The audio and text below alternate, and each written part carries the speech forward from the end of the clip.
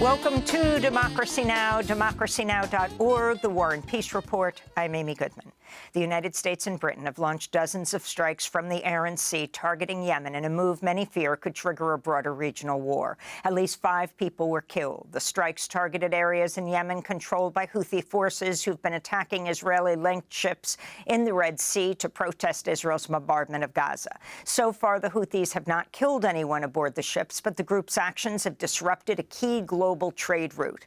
In a statement, President Biden said, quote, "These targeted strikes are a clear message that the United States and our partners will not tolerate attacks on our personnel or allow hostile actors to imperil freedom of navigation," unquote. President Biden's the 4th U.S. president in a row to bomb Yemen. Houthi officials have vowed to retaliate against the strikes and continue targeting Israeli-linked ships in the Red Sea until a ceasefire in Gaza is declared. We say to all countries, to Asian countries like China and others, we say to European countries in the West, we say to everyone in the world, there is no problem for you to transverse and pass through the Red Sea. The only targets exclusively are ships linked to Israel. The Houthis, who control parts of Yemen, are seen as a member of the Iranian-backed Axis of Resistance, a loose-knit group of forces in the region that also include Hamas and Hezbollah. Meanwhile, in Washington, President Biden's facing pushback from some lawmakers for bombing Yemen without congressional approval. In a message on social media, Congressmember Rashida Tlaib said the president's violating Article 1 of the Constitution. She went on to say, quote, "The American people are tired of endless war." At the International Court of Justice in The Hague, Israel rejected claims by South Africa that it's committing genocide against Palestinians. On Thursday, South Africa demanded an emergency suspension of Israel's aerial and ground assault on Gaza, which it said was intended to bring about, quote, "the destruction of the population of the territory." Earlier today in court, Israel accused South Africa of distorting the situation in Gaza. If there have been acts that may be characterized as genocidal, then they have been perpetrated against Israel. If there is a concern about the obligations of states under the Genocide Convention, then it is in relation to their responsibilities to act against Hamas's proudly declared agenda of annihilation. On Thursday, pro-Palestinian rallies were held in South Africa as the ICJ began hearings. Many South Africans praised their government for supporting the people of Gaza. South Africa is very brave to have done what it's done, and I'm hoping that this does not work against us as a country, but really it works to ensure that Palestine, the people of Palestine, get the justice that they deserve. In more news on Gaza, the NGO Save the Children says more than 10,000 Palestinian children have been killed by Israel's assault. That's 1% of the total child population in Gaza. At least 1,000 children have lost one or both limbs. This comes as doctors warn conditions inside Gaza's remaining hospitals continue to deteriorate amidst Israeli attacks and dwindling supplies. Today, the area around Al-Aqsa was hit. All ambulances were destroyed. We even started to run out of medical supplies. And sadly, we have cases we can't do anything about. We have nothing to offer, so we feel completely helpless. This is very sad and bad, to be honest.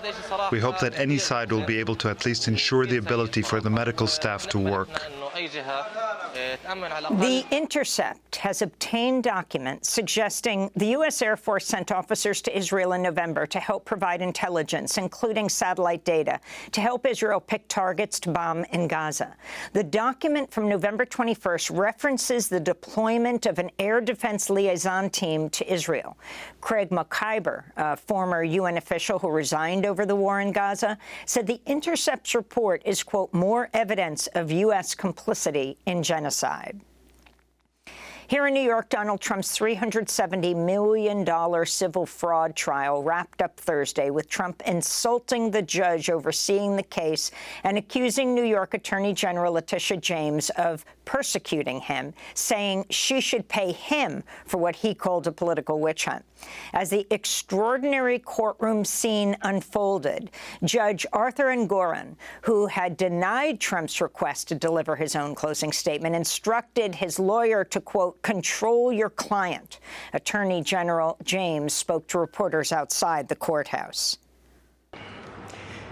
This is our last day in our case against Donald Trump for persistent and repeated fraud, illegality. This case has never been about politics or personal vendetta or about name-calling. This case is about the facts and the law. And Mr. Donald Trump violated the law. And as you know, the judges already found that he, in fact, violated the law for repeated fraud over a period of years. In Ohio, a grand jury has refused to indict a woman who was charged with felony abuse of a corpse after having a miscarriage at home. 34-year-old Brittany Watts was then treated in the hospital where a nurse called the police after Watts said she had to dispose of the contents of her miscarriage. She was criminally charged 2 weeks later. She'd been refused abortion care prior to her miscarriage. Brittany Watts spoke to supporters at a rally Thursday. I want to thank my community, Warren, Ohio. I was born here, I was raised here, I graduated high school here, and I'm going to continue to stay here because I have to continue to fight. The Abortion Fund for Ohio said, quote, we're grateful for today's decision, but remain livid at the circumstances that brought us here. Ohioans, especially Black women, fear for their lives and freedom during pregnancy, pregnancy loss, and abortion. It's unacceptable. We deserve so much better, and we demand it, they said. The Federal Aviation Administration has launched an investigation into Boeing and whether the company failed to ensure its 737 MAX 9 planes were safe following last week's incident in which a cabin panel blew off during an Alaska Airlines flight, causing the cabin to depressurize. The FAA has since grounded the MAX 9 pending inspection of the aircraft. Meanwhile, passengers from Alaska Airlines Flight 1282 have sued Boeing for injuries sustained during the ordeal. In related news, The Lever is reporting Republican presidential hopeful, former Boeing board member Nikki Haley, helped quash a proposal to compel Boeing to be more transparent about its spending.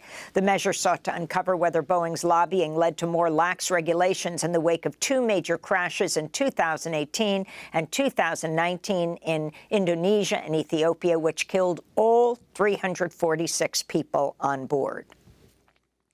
The Pentagon's Inspector General says the Pentagon has failed to track some $1 billion in military equipment provided to Ukraine for its fight against Russia's invasion. The weapons in question include Javelins, Stinger missiles, night vision devices, and one-way attack drones. This comes as the White House said Thursday U.S. support for Ukraine, quote, has now ground to a halt, unquote, amid stalled negotiations over a new funding package that congressional Republicans are demanding be conditioned on further militarizing the U.S.-Mexico border. In Taiwan, voters are preparing to cast ballots Saturday in a high-stakes presidential and parliamentary election that's being closely watched by China and the United States. Three candidates are in a tight race to succeed President Tsai Ing-wen, who is not eligible to run again after serving her 2 four-year terms. The election could help decide whether Taiwan continues to assert its autonomy and strengthen ties to the U.S., moves closer to China, or takes what one candidate calls a middle path. And a retrial is underway on the Greek island of Lesbos for 16 rescue workers who helped save the lives of refugees who crossed the Mediterranean Sea in 2015 and 16. Greek authorities have accused the aid workers of crimes, including espionage and what's been slammed as the criminalization of humanitarian work. Just this week, at least 3 migrants died after their boat sank off Lesbos. And those are some of the headlines. This is Democracy Now!, democracynow.org, The War and Peace Report. I'm Amy Goodman.